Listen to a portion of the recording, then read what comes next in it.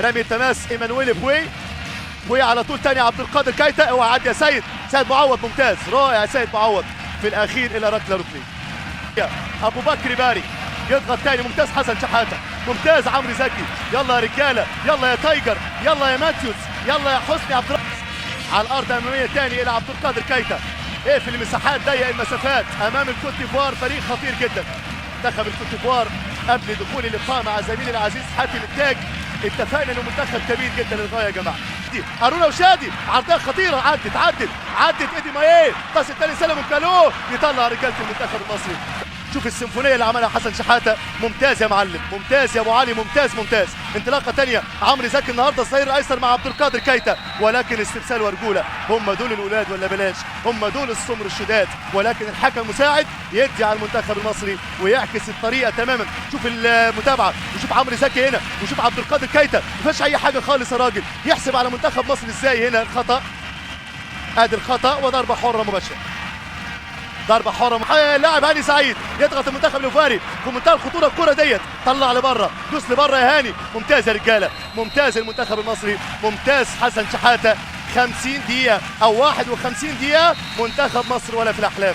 منتخب مصر ولا في الاحلام لان اللقاء صعب يا جماعه الحقيقه. اللي عايش هنا في كوماسي اللي معاشر البطوله هنا في كوماسي يعرف يعني ايه المنتخب الوفاري الحقيقه. لازم نحترم المنافس تماما ولازم دايما نشيد بقوه المنتخب الوفاري خصوصا في 2008 البطوله الاكثر شراسه والاكثر خبره اللعيبه. دروجبا 4-1 مصر. محاوله ثانيه على طول احمد فتحي يا ولد يا لعيب يا نجم يا احمد يا فتحي ممتاز. على طول ثاني تماس كبير باسم وادي النيل بلغه وادي النيل بلغه مشتركه بعرضيه ممكن تكون سودانيه ولكن احمد فتحي احد فرسان الجبهه اليمنى الان مع المنتخب الفراعنه يحافظ على كورته وياخذ ضربه فار. مباريات حلوه جدا. ده اخر لقاء جمع الفريقين عام 2005 وكانت نتيجه كبيره الحقيقه للمنتخب المصري. كان فاز بنتيجه 6 اهداف مقابل هدف للمنتخب السوداني. ادي رمي التماس وادي وائل جمعه ثاني عرضيه في منتهى الخطوره ولكن وائل جمعه ممتاز ما كانش فيه تسوم. زوما كورته على طول ثاني هنا محمود فتح الله يتدخل شوقي بقوه ورجوله. ممتاز يا شوقي يلعب على طول ثاني شوقي اماميه ولكن الى رمي التماس. ماتش مقفول جدا النهارده. مفيش منتخب السوداني يخليه يلعب 90 دقيقه بهذا الشكل وهذا المنوال. هنشوف هو بيضغط من اول هنا المنتخب المصري حتى مصعب المأمورية على الأطراف إن هم يخرجوا لحد الآن. أحمد فتحي على طول إلى رمية التماس. المنتخب السوداني على اللقاء سلبي أمامية الكورة على طول ثاني وائل جمعة حافظ على كورة قلب الأسد ما شاء الله.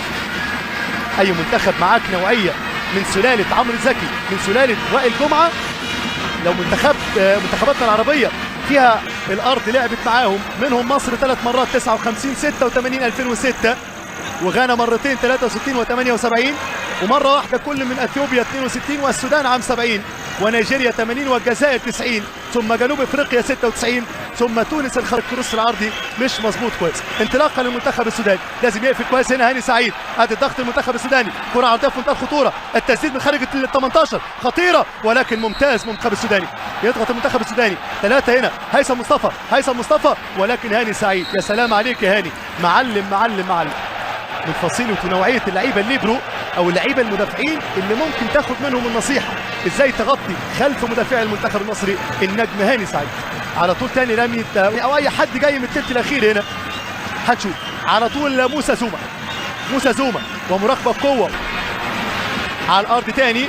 وائل جمعة يحاول يضغط على الدين باباكر. وائل راجل جدا على فكرة في أداؤه ممتاز. وائل جمعة ممتاز جدا عاوز يعمل مشوار. قطعت منه ثاني دفاع المنتخب السوداني محمد علي سفاري. بينما تبقى الاسماء الجميله بالنسبه للكره المصريه اسماء صالح وجالد. وادي الهجمه على طول لصالح مصر.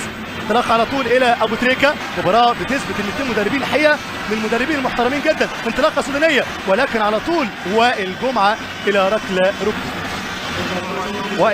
ركله ركنيه. شوف كعب القدم وشوف الباصه للامام. عارف يدهن ابو تريكه هدفين في اللقاء ينضم الى قافله حسني عبد ربه 3 مساوي الى هيثم مصطفى. انطلاقه ثانيه لسيف الدين مساوي يقطع ثاني هاني سعيد ترد الكره ثاني على طول الى سيد معوض. سيد معوض يلعب كورته عاليه كالبرتغالي، بيلعب اللقاء التاسع على فكره، ما عندوش خبره دوليه كثير اللاعب اوغستين بينيا.